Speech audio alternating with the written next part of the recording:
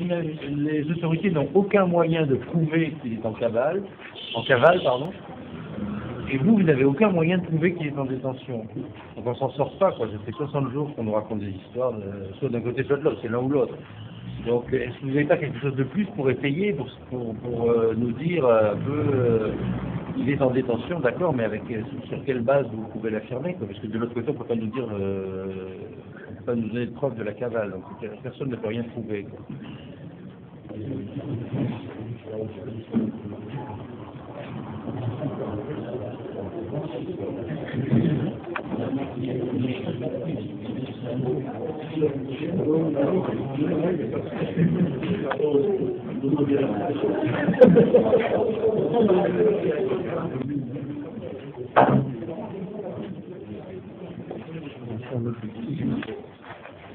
Mesdames, Mesdemoiselles, Messieurs, distingués invités,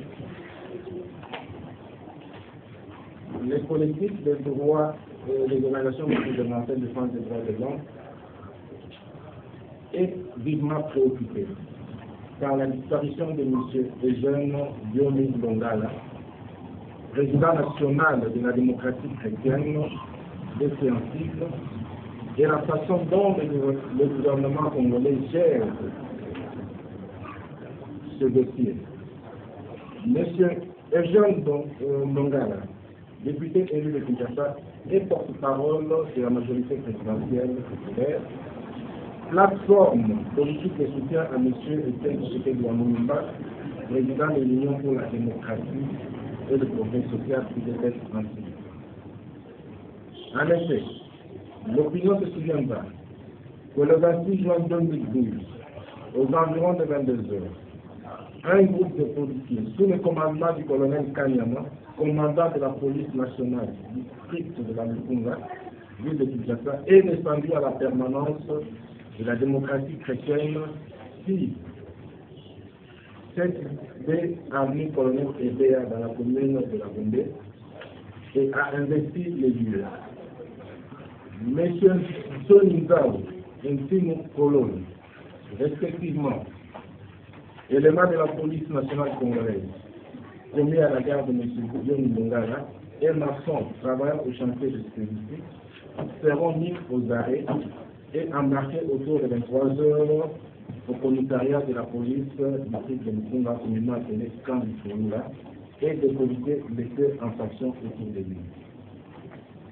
En date du 27 juin 2012, M. Dion Longala va quitter sa maison aux environs de 12 heures pour la cathédrale Notre-Dame du Congo, où devait se tenir la manifestation de la signature solennelle de la charte de la majorité présidentielle populaire, plateforme politique de soutien à M. Tshisekedi, et dont il est le porte-parole. Il sera enlevé en cours de route et amené vers une destination inconnue. Contre toute attente, une grande campagne médiatique va être orchestrée faisant état des accusations de viol sur 2 mineurs par M. Denis Longala et lui-même annoncé ensuite. Les informations qui se recoupent provenant des sources concordantes renseignent que M. Denis Longala se trouvait depuis la date de son enlèvement, soit près de 60 jours aujourd'hui, entre les mains des forces de sécurité, notamment l'Agence nationale de renseignement, ANER, la garde républicaine Niger, le comité de sécurité de l'État, CSE, ex-Conseil national de sécurité, sans aucun contact, ni avec les membres de sa famille, ni de ses conseils. En outre, celui-ci se trouvait dans un état de santé préoccupant, souffrant notamment d'une hernie nécessitant une opération chirurgicale urgente. Son médecin habituel aurait tenté en vain d'entrer en contact avec lui. Le collectif des NGDH, se rappelant de la disparition du docteur Soso, du mouvement de libération du Congo, en 2005, et du montage profil ayant entouré le double assassinat de M. Voltaire chez Daïdire et Fidel Bazana et David, défenseur des droits de l'homme, en 2001, dans les installations de la police nationale congolaise, prend au sérieux les informations relevées ici. Il est de noter que les plaintes déposées respectivement en date du 26 juin et 16 août 2012 auprès de l'auditeur général des services et du procureur général de la République demeurent sans suite, et le parquet général de la République qui a été très actif pour attester la thèse du viol et faire valoir la procédure de flagrance pour justifier la défense musclée de la police sur le lieu et les perquisitions pour le moins illégales faites en violation des articles 22 et 23 du Code de procédure pénale, s'est subitement renfermé dans un silence complice, laissant libre cours à toute conjecture. Loin de croire que M. John Ndongala serait en cavale, tout porte à penser qu'il s'agira encore une fois de plus d'un montage grossier du pouvoir en place pendant à réduire au silence un opposant gênant. Eu égard à ce qui précède, le collectif des jeunes GDH tient à rappeler que même en cas de flagrance, toute personne arrêtée doit être immédiatement informée des motifs de son arrestation et de toute accusation portée contre elle, et ce, dans la langue qu'elle comprend. Elle doit immédiatement être informée de ses droits. La personne gardée à vue a le droit d'entrer immédiatement en contact avec sa famille ou avec son conseiller. Article 18 de la Constitution de la République du Congo et l'article 19 dispose: nul ne peut être ni jugé ni jugé contre son gré du juge que la loi lui assigne.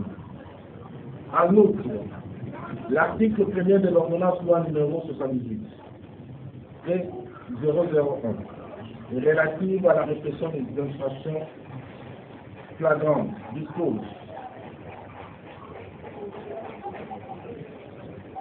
toute personne arrêtée à la suite d'une infraction intentionnelle, flagrante ou réputée comme telle, sera aussitôt déférée au parquet et traduite sur le champ à l'audience du tribunal. Point d'éducation. En conséquence, les collectifs exigent ce qui suit: la libération immédiate et sans condition de l'exécution de Ndongala, au cas où des pièces sérieuses seraient retenues contre lui, et celui-ci soit déféré devant son juge naturel pour y répondre. La libération immédiate et sans condition de toute personne proche de M. Denis Ndongala, dont M. Sénégal et M. Mokololo, en détention préventive occasion de la prison centrale de notre pays. Que cessent tous les actes de harcèlement et d'intolérance politique contre les opposants politiques et les défenseurs des droits de l'homme. L'ouverture d'une enquête judiciaire impartiale sur l'enlèvement de M. Denis Ndongala et la réputation de ses préposés à la suite des plaintes déposées. Que cesse enfin l'instrumentalisation de la justice et des services de l'État à des fins politiciennes. C'est à Kinshasa le 23 août 2002, le collectif des ONGDH. Je vous remercie.